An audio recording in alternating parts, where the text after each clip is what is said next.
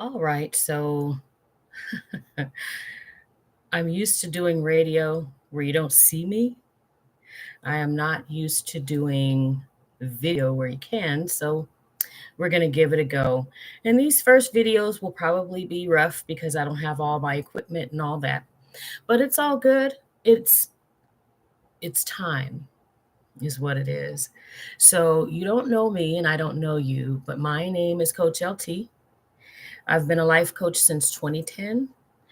And it is my pleasure and my joy to help people transition from where they are with chaos, confusion, uncertainty, doubt, irritations, frustrations, and to transition into a position of feeling value, accomplishment, being able to make better decisions for themselves, and have a positive impact for their future. It's something that I'm good at. I don't use typical techniques that you might read in the trainings and certification programs for a typical life coach. I did go through official formal training, um, but my training vision comes from my spirit. I'm not a psychic or any of that. I am a woman who believes in Jesus Christ. And I believe that God shows me things. And when He's placed me in the capacity to be of assistance to other people, I'm typically spot on or very close um, to whatever's going on with them. So it puts me in the position to be a benefit from the right place. What is no vice, no virtue? You know, I had a vision in 2011. I was at a church service and I was really engaged in what was happening around me. And my spirit just said, open your eyes. And I'm the type of person when I'm in church, I'm committed to whatever's happening in that moment. So opening my eyes, where praise, worship, music's going and all that stuff, prayer and all that. So opening my eyes wasn't something that I would have done just because.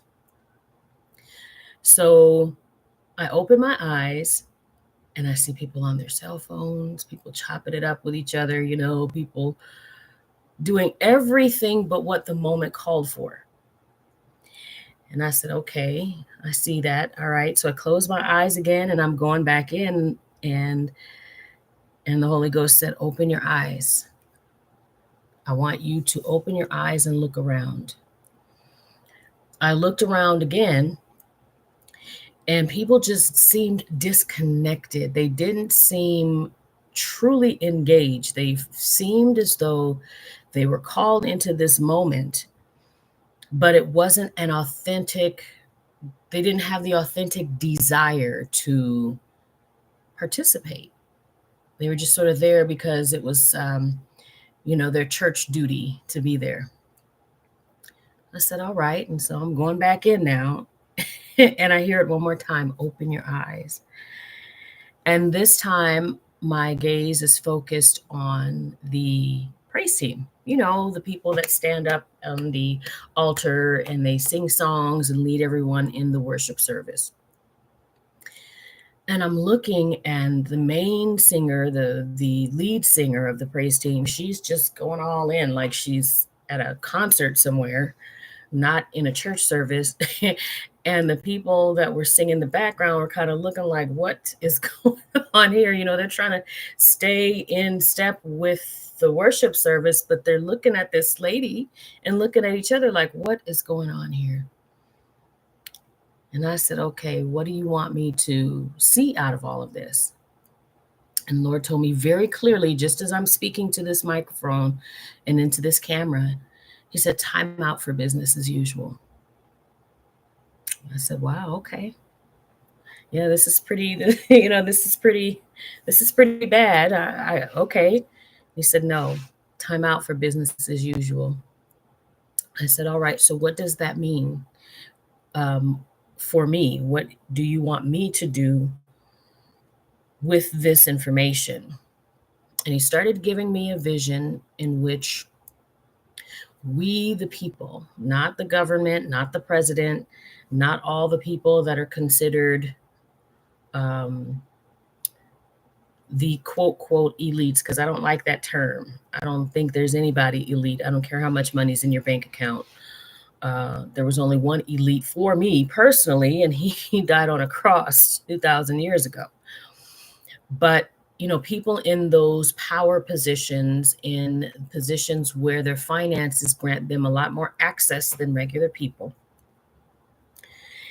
and that it was time for us, the individuals, to start getting to the business of putting the pieces back together. So you're saying, okay, that was a long time ago, Coach. This is 14 years later. What's that all about? So my journey started with a very difficult life, loving family, but difficult life. There were things that happened to me in the family, and difficult things that happened to me at school as a child. There were issues of being molested and sexually abused, things of that nature. And just being in a family dynamic where I personally always felt like I was different. Didn't understand why, no matter how friendly or how available I made myself, it just seemed like I didn't quite fit in. I'm the youngest of the first three. We have another sister who came by the time I was 17. And but for the older three of us, I always sort of felt like I was different. And even in school, I knew people, but I didn't have a big group of friends. So always I kind of had this perspective of things being a bit different for me. Um, Very intelligent, but not good in school. C student because I had to be, I couldn't be anything less than that. Didn't find out until my 40s that I'm actually dyslexic. So that's a pretty tough that's a pretty tough thing to have to deal with. Not understanding why things don't necessarily work according to plan. Um, and so I went through a few life altering situations, um, getting pregnant very young with my oldest son, getting married very young with my ex husband, and just not being prepared, properly prepared, and having a very distorted perspective of what life is supposed to be. I am a 70s child, and so we were raised to believe that if you work hard enough, you may or may not have a degree, but if you work hard, you'll retire, you can live a decent life, you can take care of your family, you can do all of the things that people, that make this country great. You still have a chance. You don't have to be in poverty. We were a family that was a middle class family. We were, I'll put it this way, by all outward appearances, we had the house, two cars, both parents in the home. But financially, there were people who were doing a lot better than us financially. But my parents both worked hard. You want to talk about ride or die? They made sure that we understood that you have to do everything within your power to make the situation right, and you ask for help when you need it, but don't take advantage. And you do the work, whatever it is. You've got to get it done because you got to take care of your family, take care of your responsibilities, etc. So that's the foundation I had. I had considered going into the military, and then I met the father of my oldest son. And in my mind, I didn't have like a plan. I didn't have a career track. I didn't have any of that. I was a hard worker, but I didn't have, I want to be a doctor or a lawyer or, rocket, you know, scientist or any of that stuff. I just said, okay, life is life. I'll go wherever the wind blows me, and I will make sure that I'm able to, wherever the wind blows me, I'll go wherever the wind blows. Gotta watch out for that terminology, y'all. Um, and I'll just make sure I work very hard in whatever lane I'm in. But the one thing that's always been important to me is family. My parents showed us that family was important, and in particular, my mother showed us that no matter what's going on, family is the most important. And so that was really all that ever mattered to me, is being in a position to do well by my family. But after many years, I found myself single mother, 4 children, divorced, in a situation where I had a lot of skills, I had a lot of experience, but I didn't have a lot of money because I didn't have a job. And it just didn't even make sense to me because the state in which I lived, as I guess the majority, if not all of our states in this country are, it was an at-will employment state. And I remember when Bill Clinton was talking about at-will employment and how beneficial it would be, because it would be mutually beneficial for the employers and the employees. We weren't obligated to stay at a job, and an employer wasn't obligated to keep us. What I didn't know then, but I found out the hard way, is that these things are designed to benefit us on paper or to look good, but the practical application will kick your butt.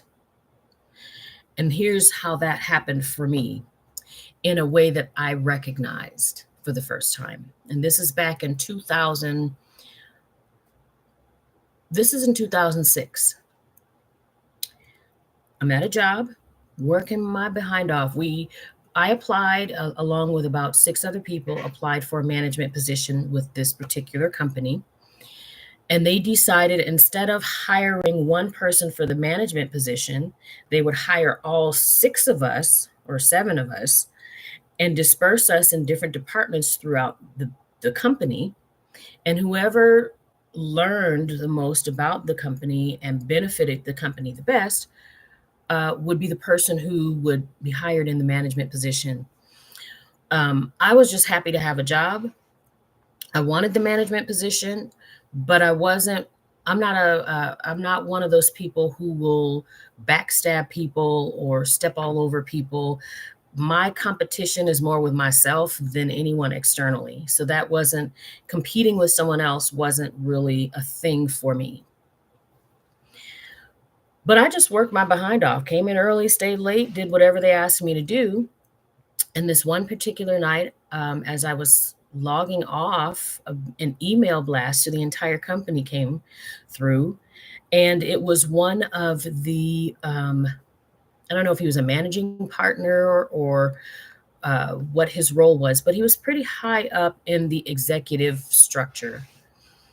But he sent an email to the entire company thanking me for my service,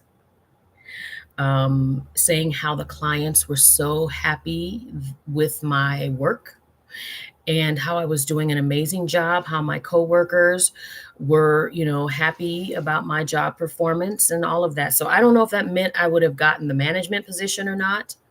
But here's what actually happened, because you'd think, oh, wow, how cool. You got the kudos from, one of the higher ups, and the whole entire company got to learn about your great work. Got to work early as I normally do. And when it was time for me to clock in, I was asked to come see HR. And I went to the HR thinking it probably had something to do with the email, but it didn't. They essentially told me, well, not essentially, they very literally verbatim told me, it's been brought to our attention that you're no longer happy here, so we're letting you go. I was like, what the hell? Like, what? Wait a minute. First of all, I don't, outside of work related conversations, I don't talk about anything that should give anyone the impression of anything about how I feel about my job. The performance, my work performance should tell you how I feel about being here. So I'm asking questions like, I'm sorry, it's taking a minute for it to click. It's been brought to our attention that you're no longer happy here, so we're letting you go. I'm like, wait a minute. So, well, do I have an opportunity to defend myself? No. Uh, can you tell me who said this? Was it more than one person? We can't have that conversation. We can't get into it. We're going to have to ask you to get your belongings and leave. I'm like, wait, what? Wait a minute. Did you see the email that came out last night? Like, wait a minute. What's going on here? Devastated.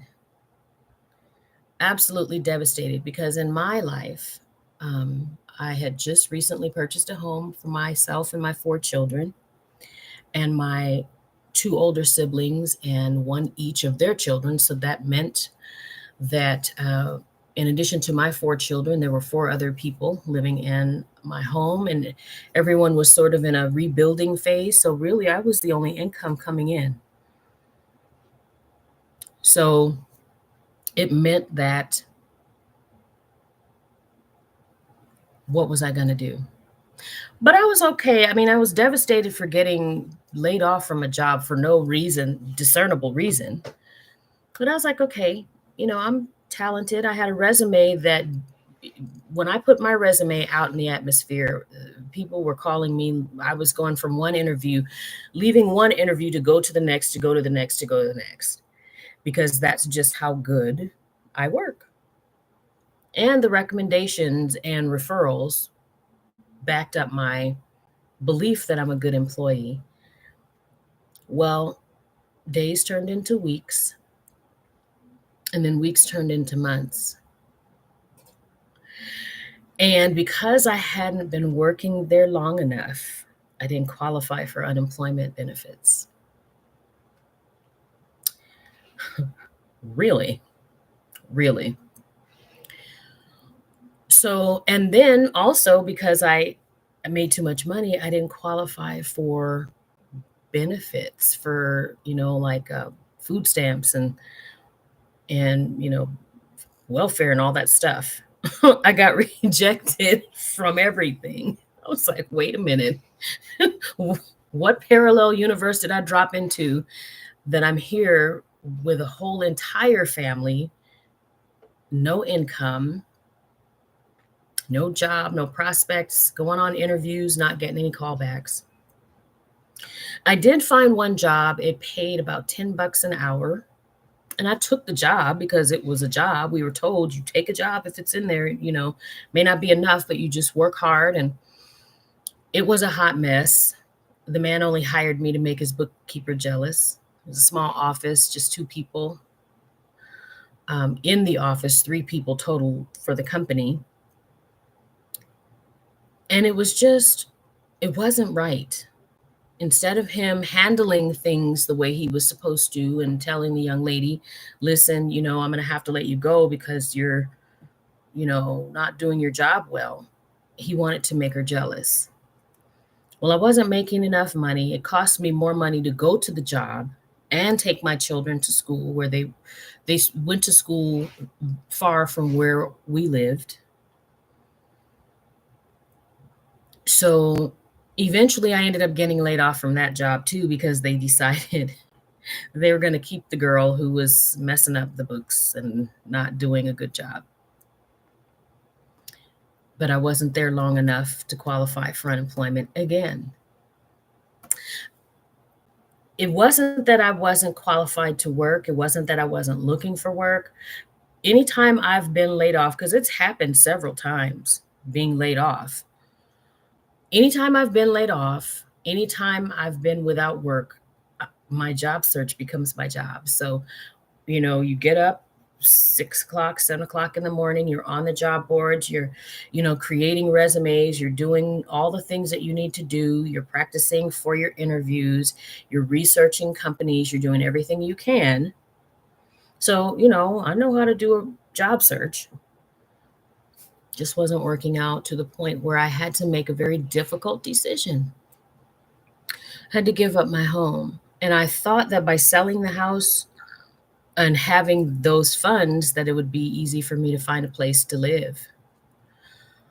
The problem was my credit wasn't very strong and I couldn't find a place that would rent to me. And I went all over the place. First, I tried to buy another house and that wasn't working. And then I'm putting in applications for apartments and I'm being rejected. And I'm like, wait a minute, what's happening here? And especially someone who was going through a very difficult time in my faith anyway because of being divorced. I'm not someone who believes in divorce. Honestly, I've been divorced once. I'm married now. My husband and I, we have our challenges, but divorce is not on the table. I just think that whatever it is, you can figure it out. If it's not life threatening, you can figure it out, work it out. But at the end of the day, I just was in this situation that was just, I didn't understand. And I have a very dear friend who offered to help me, but he lived in Virginia. And it came to a point in time in my life where I had no other choice. If I was going to get any help outside of living in my vehicle, at least this was the perception of how life was for me.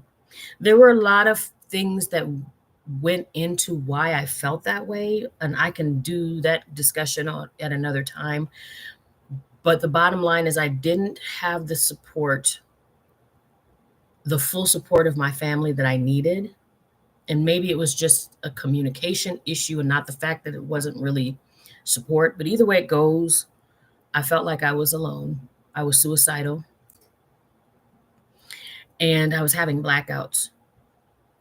So my friend in Virginia said, listen, I can help you, but there's nothing I can do for you in California. And my oldest son, who had been watching all of it, and he was old enough to understand what was going on. I mean, not fully, but enough, said, Mom, you should go because there's no one here helping you. And if your friend is going to help you, then you should go there. And I had to make the most difficult decision that a mother who only ever knew that she wanted to be a mom had to make, and that was to relocate away from my children to look for work. And that was hard. It took me a year and a half when I finally made the decision. October 6th of 2006, I moved from Los Angeles, California to Alexandria, Virginia. And it took everything out of me, guys. I wasn't guaranteed to be here another day. I wasn't. But through prayer, and I was blessed enough to be connected with a Christian counselor. And when I mean Christian counselor, what I'm saying is her faith was so strong and so tough that instead of prescribing me pills, she prescribed me scriptures. And amazingly, those scriptures met every single one of my needs. So after a year and a half of counseling, and it's not like that's all she did was just I talked and then she gave me scriptures. We did therapy, but she gave it a go with the scriptures and it worked. So once I came out of the fog, I started, because I couldn't work or anything. The proceeds from the sale of my house put me in a position where I could travel back and forth to California to see my children regularly, and I could help with living expenses, and I could um, just take the time I needed to do what I had to do to get back on my feet. And after that, I started working. Only this time I worked in government contracting. So, for those of you who may not be aware of what that is, there are companies that bid on contracts through federal government agencies to do certain functions. So there may be administrative tasks, there may be technical tasks. You hear about things like Boeing and companies like Northrop Grumman and some of these other, major contractors where they do military equipment and other things. And I worked for several of those companies when I lived in Virginia. And it was a little bit of a different experience for me professionally because, you're dealing with contracts. You're not dealing with just a regular job. So a contract will end when it's time to end. And if that company doesn't win the recompete, or if they're not in the position to, recompete or reapply for the contract, then it just ends. And they either put you on another contract for another agency, or you've got to look for work. What I didn't tell you is that I did go to, I went to business college. So when I was with my oldest son's father, went to a business college thinking, okay, this is not UCLA or Los Angeles City College, but it's accredited. I can get my business administration degree from there. My father did it for his Associate of Arts in computer aided design and drafting. And so it's like, if dad can do it, I can too. Well, I went to the school and they were committing fraud with the financial aid money. So the state of California revoked their accreditation. So all the hard work I did for my AA degree, which back then actually meant something. Now it's not much more than just getting your high school diploma, but back then getting an AA degree meant something more. Um, anyway, so the degree I got turned out to be not worth anything. And so it's like these things that keep happening in life that a lot of people would not be able to smile about or even talk about, or it would make them so angry. But for me, I just laugh because I'm looking at how this country is structured and how there are so many grifts. You know, it's like we're on one hand, we're a country that is built on these noble principles that were based on biblical principles, whether people want to believe that or not, based on biblical principles, by people who just wanted a chance to have life, liberty, and the pursuit of happiness. But then there's also, this grifter mentality that happens at every level. We only see it from, the street level, from, man on the street, the shady dealings in the dark alleys and, the smoky bar or whatever. But honestly, you guys, this whole thing that we're dealing with is in some way, shape, or form primarily grift. Grift meaning like they're running game on us. We're being led to believe one thing when it's really something else, or we're being told that things are a certain way, but we don't understand the difference between common English and legalese. So Bill Clinton can say I did not have, sexual relations with that woman. And technically speaking, he's being, he's telling the truth, even though we know good and doggone well he was getting the powwow from this girl in the Oval Office. Like, we're not dummies. You were getting the business. It's Be honest. Like, I don't think the guy, got elected playing the saxophone and acting like the coolest guy in high school or something. So getting some, afternoon delight, we wouldn't be happy that you're doing it in the Oval Office, but I think that you could have just been honest about that. We the people weren't gonna I mean, we want you to be faithful to your wife if you're the president, but there are worse things to get busted for: treason, selling us out to other countries, leaving our citizens and our soldiers in hostile territory with no way of escape, and our allies who were helping, sending money to our enemies when when our people here are in dire straits and in need. I think those are a lot worse. Those things are a lot worse. Iran Contra and all those things. Uh, I think that's a lot worse than you getting the business from your intern in the Oval Office, especially that scam of at will employment. So, I don't want this to be like a 9-hour long video or anything. I'll move it along. But the point is, over time, I had been seeing little things here and there. When I moved to Virginia, which is where I lived when I had this encounter with the Lord during that church service, and he said, time out for business as usual. I've been having these little fits and starts.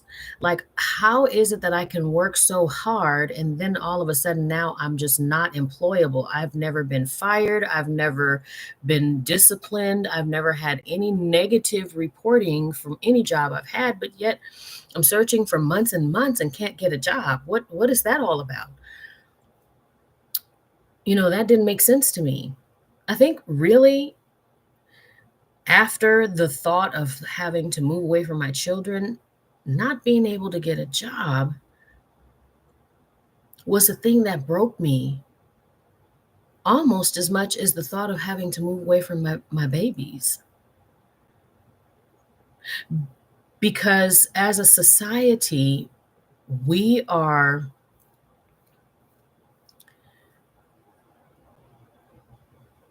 trained to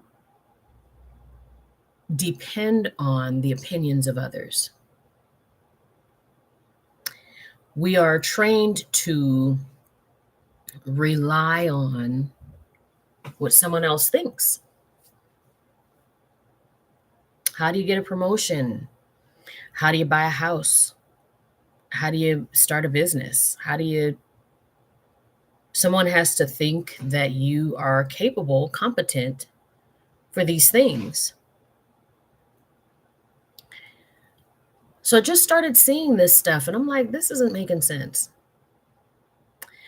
And then I started having health issues, very terrible health issues. And I'm going back and forth to the hospital and they're not really finding any reason that I should be having these issues. In my late 30s and early 40s, I survived a stroke and an aneurysm, all within about a year of each other. Yeah. See how good God is? I can talk, I can move all my stuff because this entire left side of my body, everything was gray. I couldn't see out of my left eye. It was like someone had covered my eye. I couldn't feel anything from my head all the way to my feet on the left side of my body. And that's a testimony I'll give on another day, but I'm fully functional. Every now and then I notice a little weakness on that side, but nothing. And the aneurysm, I know it was an aneurysm because it's not because the doctors told me so. My biological father, my dad that raised me, is not the man that I share DNA with. The man I shared DNA with had issues, and my mom decided to end that situation. And he died when I was in the 5th grade, so I never even got to meet him. And he died of an aneurysm in the waiting room of an emergency of the hospital, in the emergency room waiting area. He went in with a headache and never came out. And with the aneurysm, I always had this, it was like a bubble on the back of my neck. And this one particular night, I'm talking to my oldest son on the phone, and I just felt this movement. It felt like a marble. And it moved from the base of my skull all the way to about here, and then it stopped. And by the time that bubble rolled, whether it was a blood clot, air bubble, whatever it was, it felt like someone had sliced that side of my head, had taken a knife and just cut me from here to here. I very calmly told my son, I'm not feeling all that great, so I'm going to hang up for now, but I'll give you a call tomorrow. And I told my friend I need to go to the emergency room. And they, normally it's first in, first out, or most serious ailments. So they didn't really know, other than the fact that I had a headache.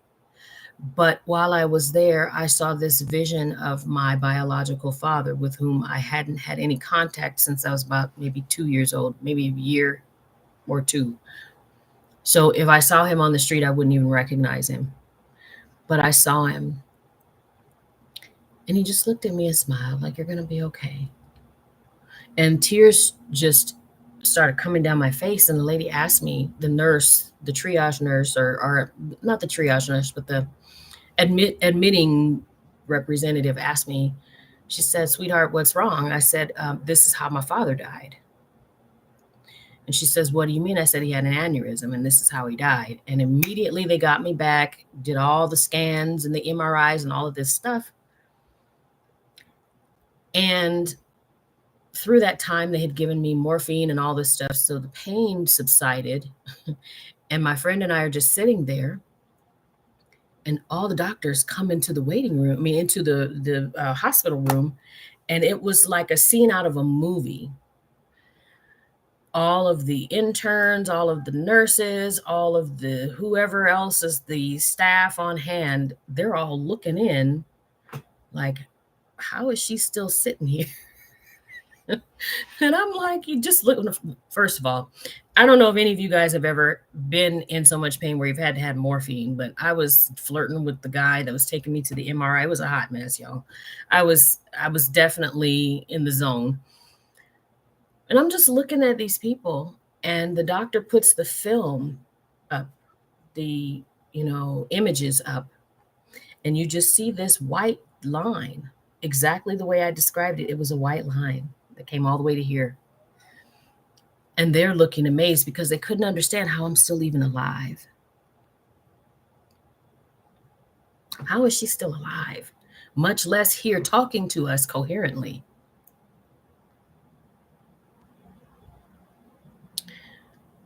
So when I tell you I believe in Jesus Christ, it's not because somebody told me so. Although I did grow up Catholic and I did grow up in church, it's because I'm still here after all of that. But they couldn't figure out. They told me very, and I remember things verbatim. My husband would get mad at me because I don't remember some of the stuff he says, but I remember verbatim. The doctor looked at me and he said, "We can clearly tell that an event occurred, but we cannot determine its origin." Yeah, that's deep. So I'm questioning now, why am I having all of these medical stuff? And then I start having these unexplained head pains and all of this weird stuff happening. And I'm like, what's going on that they can't figure out what the problem is? That there are no answers. I know I'm talking to somebody. You're going through something. You've had this pain, you've taken all the tests, you've taken all the medication, and they still can't tell you definitively it's this or that. They call it a practice for a reason, and that's no disrespect to the doctors. There are just certain times where they just really don't know certain situations. And I also started noticing how the food didn't taste the same. How all of our fruit, they're making all this fruit now that doesn't have seeds in the middle. I'm like, what is this all about? Like, is it that inconvenient to take the seeds out? I remember being a kid peeling my orange or my lemon, and you just pick the seeds out and put them in your napkin or put them in the trash, and you enjoyed your fruit. The watermelon had the seeds, you just spit the seeds out. Like, I don't understand. So I'm having all of this information that's coming to me, and I'm like, wow. So they don't know what's going on. And I'm not a medication person. I'm not going to take your prescriptions if you can't tell me exactly that this is what's happening and this is going to fix it. Um, I do take one medication that is prescribed. I had what's called a supraventricular tachycardia, SVT for short, um, in November of 2022. It's an overactive heartbeat. Um, and they put me on a medication to lower my blood pressure and to stabilize my heart rhythm. So that's about the only pill I take because I know it works. But outside of that, if it's not Tylenol or aspirin or a CBD oil that I know works, because not all of them work.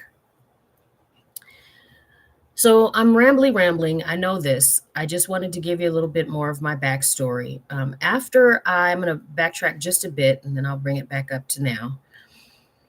After I finally got out of the fog of the depression of having to relocate and not being able to physically be present with my children and all of that, I started working again, understanding government contracting a little bit, seeing how things sort of work, getting a little comfortable in that environment.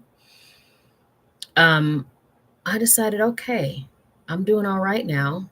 I've learned a lot and I want to help people. So I went and took the training to become a life coach. And so in 2010, that's when I started. And I also do employment coaching and business coaching and group coaching, public speaking, et cetera, that type stuff. So if you're interested, all you got to do is respond to this video if you're seeing it. And I'll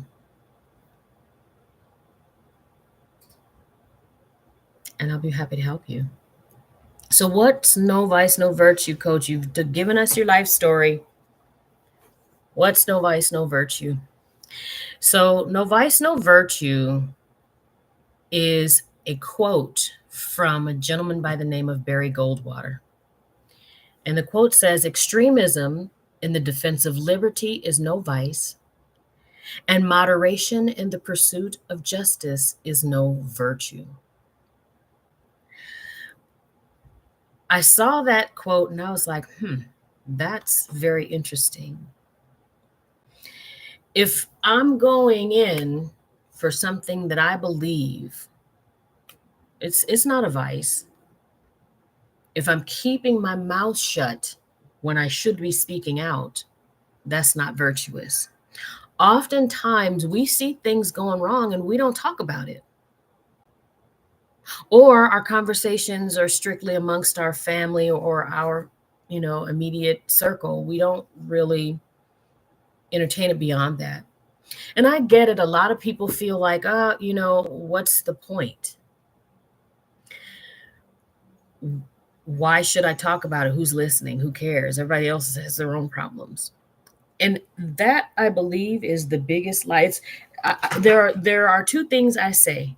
Well, let me put it this way. As it comes to the subject of church and religion, I say that denominationalism is the biggest lie the devil ever sold, meaning the separation of different religious practices of people who claim to believe in the same person or belief system. Nobody's listening and nobody cares is second runner up. Because people do listen and people do care. We all listen, even if you're ear hustling on somebody else's conversation, you're listening. And whether you agree or disagree, you're listening. You listen to that podcast. If you still listen to the radio in your car, you're listening to that radio station. The problem is we've all diverted into our own individual capsules. It's like that scene in The Matrix when Neo wakes up and he's in that cocoon and he comes out and he looks around and all the other pods are around with other people. Our energy is feeding into the main source, but we're all in our individual pods. How much more can we accomplish if we get out of the pod and come together?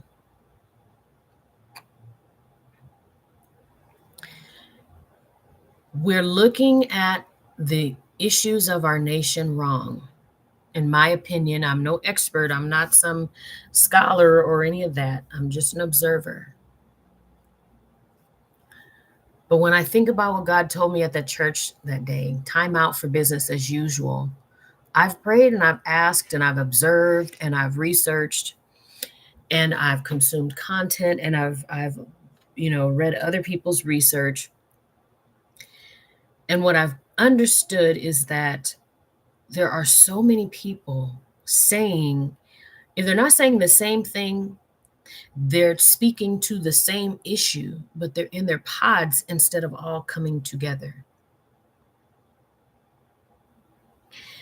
When I was growing up, they had block parties. You had neighborhood watch. That was all the people who, the grandmothers and whatnot, or, the single people or whoever, people that were staying at home or, coming home late or whatever their thing was, but they would watch out for the neighbors. And if something was wrong, they'd call the police or they, ask the person, hey, what are you doing here? We had block parties, not necessarily on my street, but, I've been to block parties where the neighbors got together and barbecued. Didn't have to be 4th of July. It could just be, this is the day we decided we were going to do it.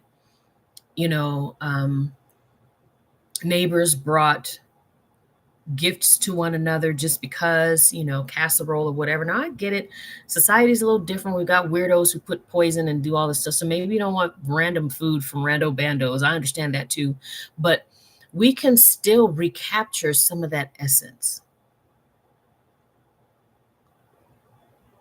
We can still recapture that unity in the community. No vice, no virtue. I don't even really know how to categorize it. It's still in building. I'm calling it a coaching program just because I'm a coach and it's easier to describe it that way. But I believe it's going to turn out to be even more than that, because the whole intent is to bring people together to address our preconceived ideas, to assess as we used to, there was a commercial that came out back when I was younger. They had cassette tapes, video cassette tapes.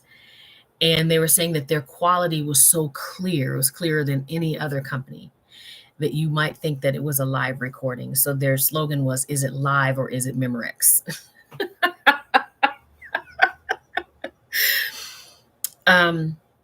What's live and what's Memorex? What is the truth and what is the fake? Because there are a lot of things that we have accepted that we shouldn't be accepting. And the cognitive dissonance is killing us, guys. It's not right, but you're going along with it anyway. It goes against what you believe. It goes against what you know in your heart and in your spirit to be factual or true. And I'll tell you right now, I'm no hater person of any sort whatsoever. I believe that people have the individual right to live their lives in the manner that is best for them. I don't, however, believe that it is everyone else's responsibility to accept someone else's reality. And it shouldn't be forced. We can respect one another without accepting things that we don't find to be acceptable. And I'm not just talking about gender and these types of things. There's a lot of stuff going on that is just simply not right, in my opinion. But I know I'm not alone. And so, what do we do about it? We're so mad about people who are transgender, going to our schools and all of this stuff. But what about the teachers who are sleeping with their students? How come that doesn't get dealt with? How come our kids are at schools with books that are expired and the parents have to pay for school supplies? Where's the tax money going? How come nobody's talking about that?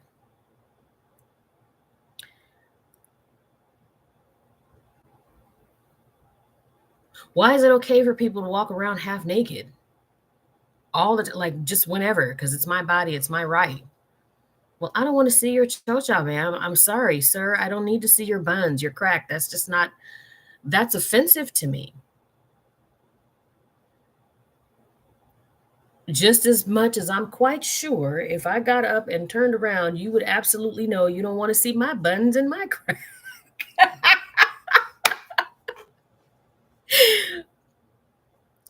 We used to have certain standards that we set for ourselves. And it doesn't mean that in your space and in your place that you can't just go buck wild and do whatever it is that you want to do as long as you're not doing harm to someone else. But what I'm noticing is that we're getting closer and closer and closer to the cliff. And people are complaining, but we're not doing our part as the citizenry. We're looking to the president and to Congress and Senate and all these folks when we can say, okay, but not here like that. We can come to a compromise. We can accept this here, but that we cannot accept. And we used to do that. When did we allow the extremes to become supreme? So, what no vice, no virtue does is it takes a look at all of these things that everyone's up in arms about, and we start patching in the actual factual facts. Not, see, listen, let me tell you something. Every conspiracy is not a theory. There are real conspiracies where people are conspiring to do things. Now, I'm not going to sit here with a tinfoil hat. I got my scarf on. Every now and again, I'll probably put on a wig or something so I'm looking a little different. I might come on here with nothing at all and you'll just see my bald head. But the point is, everything is not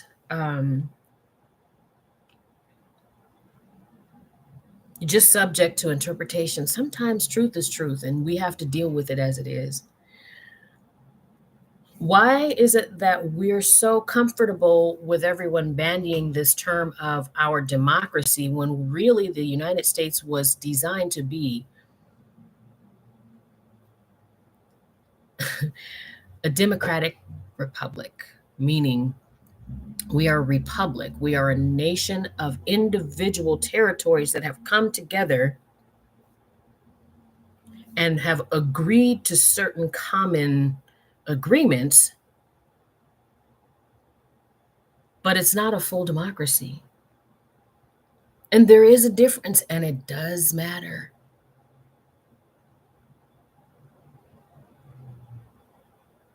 When do we start recognizing that we got to have some guardrails on some of this stuff that's happening?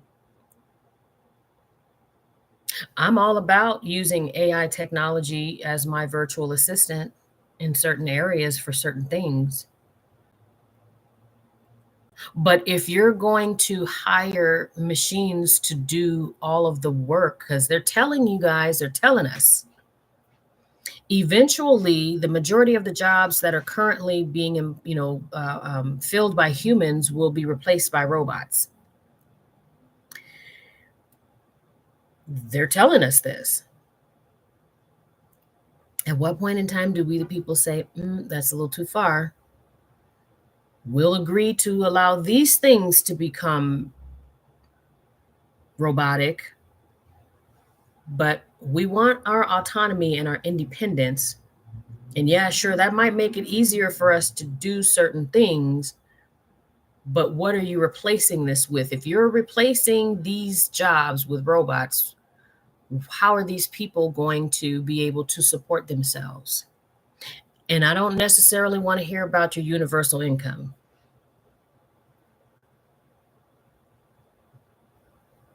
What are the other options on the table? We have the right to say those things and ask those questions.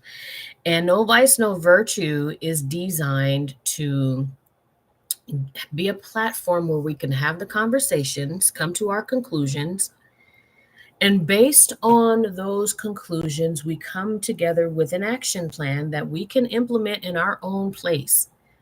I'm in Reno, Nevada. You may be in Oklahoma or New York or somewhere else. But things that are practical things that we can bring right into our own home, into our communities, that help us to reinforce our power as the people. If we don't like how the federal government is operating, we have the voice and the right to change it. We've got the votes, we got the dollars. I don't know what's going on with the shenanigans here with the people burning up the Teslas and all this nonsense. I don't. I remember when the Rodney King incident occurred and they had all the riots in Los Angeles and people were burning down their neighborhoods. And I just was confused. I was hurt and I was angry, but I was confused. Like, if I'm mad, why am I going to burn down my own house? And if I'm mad at them, why am I going to go and burn up their stuff or bash in their windows or go steal from them? I wouldn't do any of that. But I'm just saying, if I felt like, hey, the right course of action is we got to go riot, I'm not going to do it to people who didn't do anything and have nothing to do with what's happening to make me upset. But the type of mind I have says, why are people being driven to such a state, such an emotional, mental state? Being a life coach, you learn a few things about psychology and subliminal manipulation and all of these things. And so we're going to talk about some of that stuff too, because you don't know what you don't know. Knowledge is power. And if I know something and I don't tell you, and it's something that would be helpful for you to know, I'm the one at fault. But if I tell you and you choose to ignore what I'm saying, well, at least I did my part to try to help. So we're going to look at certain topics that have to do with the information that we're being exposed, to which we're being exposed, some of the laws and some of the rhetoric that we're seeing. It's not all going to be all heavy duty, guys. I have a sense of humor somewhere in here. Might have to unroll this scarf and find it, but I have a sense of humor. So we're going to have fun too. My husband and I own a promotions and marketing company, and we support up and coming entertainers. So we've got some big things happening with that. So we'll be producing events around that theme with up and coming entertainers, singers, musicians, bands, rappers, even comedians, poets, spoken word artists. Um, so, without further ado, welcome to No Vice, No Virtue. A lot of my videos will be generated because I don't, getting on the camera is not my first love. I'll get on camera when I know that's something that we need to talk about. But I will be posting my faceless videos just to present certain bits of information. I hope you all will find it interesting. I will make sure that any information I present, that I provide links to the source information and any proof, receipts. I'm a person who believes in receipts. I still have receipts from when I was 19 years old.